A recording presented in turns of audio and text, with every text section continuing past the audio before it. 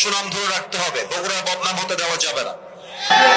যে যেখানে আছেন চুপচাপ থাকেন, আর কোনো আওয়াজ চাই না। ইয়া আইয়ুহাল্লাযীনা আমানু সাল্লু আলাইহি ওয়া সাল্লিমু